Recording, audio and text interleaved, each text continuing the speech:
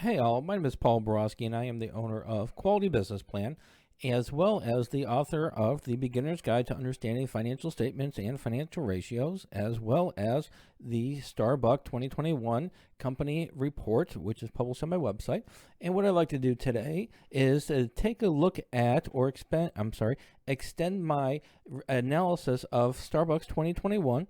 And specifically, what we're going to do is we're going to take a look at Starbucks' cash position as well as their cash equivalency, and see if we can find some trends for Amazon's cash position and cash equivalencies.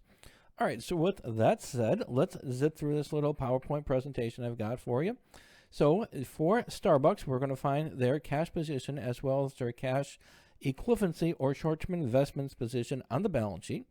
And in 2017, Starbucks' cash position was $2.4 billion. 2018, the organization would bump up the cash position to $8.7 billion. 2019, it'd fall to $2.6 billion. And then 2020, it'd jump up to $4.3 billion and continue to grow to $6.4 billion. Hopefully, the organization is going to continue their trend of their cash increases from 2019 to present. However, their inconsistencies is evident over a 5-year period. They go up, they go down, they go up and up. So I'm a little bit concerned that the organization hasn't identified an optimal cash position as compared to sales. Again, 11%, 35% their cash position as compared to sales. 10%, 18%, 22%. We have no consistency. We compare it to their total assets. Again, no consistency. 17%, 36%, 14, and 20%. So overall, the organization, yes, they do have cash. They might be getting a little low in 2017, 2019, and they are growing it, which is a good trend for the last 3 years. Their cash position is growing, but there's no consistency. What is their optimal cash position as compared to sales? How much cash do they need to make sure operations is humming and going and fluid without any kind of glitches, and optimizing their cash as well? There's no consistency. I don't like it.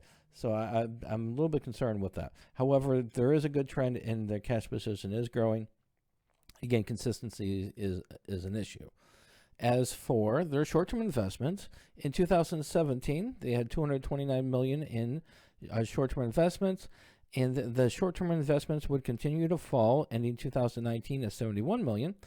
And then the organization would jump up in 2020 to $281 million, and then fall again into 2021 to $161 million.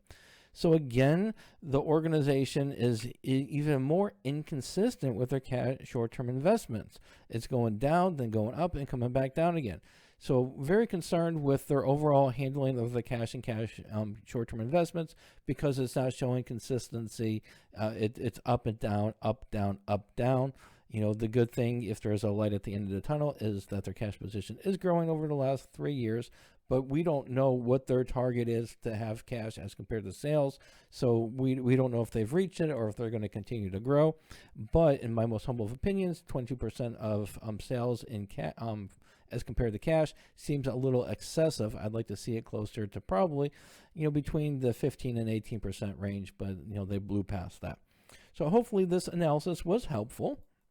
And if you'd like a more in-depth analysis or additional analysis for Starbucks, check out my Starbucks financial report, which is on my website at qualitybusinessplan.com/public company financial reports. Once you get there, just search for the Starbucks financial report and have at it.